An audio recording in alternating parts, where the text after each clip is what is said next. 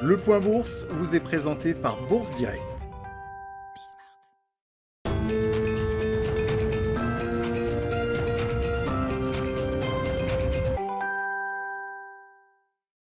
Tendance à la hausse toujours à la Bourse de Paris avant l'ouverture des marchés américains. Marché américain attendu dans le vert également de leur côté, à en croire les contrats futurs sur les indices. Pour rappel, vendredi, le Dow Jones se perdait un peu plus de 2%, 2,03% à 29 982 points. Le S&P 500 perdait lui 1,93% à 3 714 points, tandis que le Nasdaq Composite perdait lui 2% tout pile à 13 070 points. Les investisseurs qui devraient être rassurés sur les marchés US par les signes d'accalmie après les envolées spéculatives de la semaine dernière. Les valeurs les plus shortées semblent moins visées cette semaine et les investisseurs réunis sur un forum Reddit semblent à présent se tourner, ou du moins pour une partie d'entre eux, vers les métaux précieux. L'argent gagné par exemple un peu plus de 7% sur le marché spot en Asie et progresse à présent à Londres. Cette ruée spéculative qui inquiète moins les investisseurs car les cours de métaux précieux seraient plus difficiles à influencer que ceux des actions.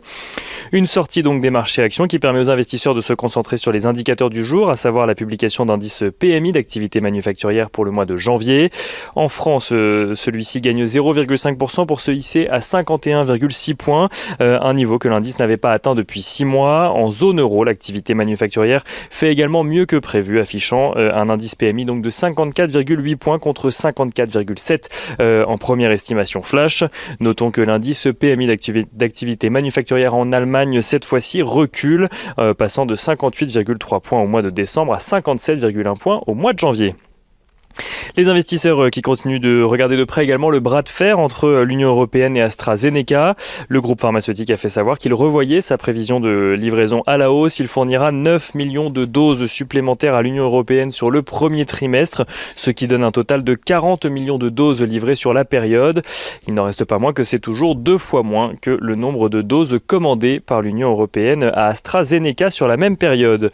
Du côté des valeurs, à présent à suivre à Wall Street, les investisseurs ont pris connaissance ce week-end de discussions préliminaires qui ont eu lieu en vue d'un rapprochement entre ExxonMobil et Chevron, mais des discussions qui ont eu lieu en début 2020 et qui ont pris fin depuis. Les investisseurs qui suivent également le fait que Pfizer et BioNTech livreront 75 millions de doses supplémentaires du vaccin contre la Covid-19 à l'Union européenne au second trimestre cette fois-ci.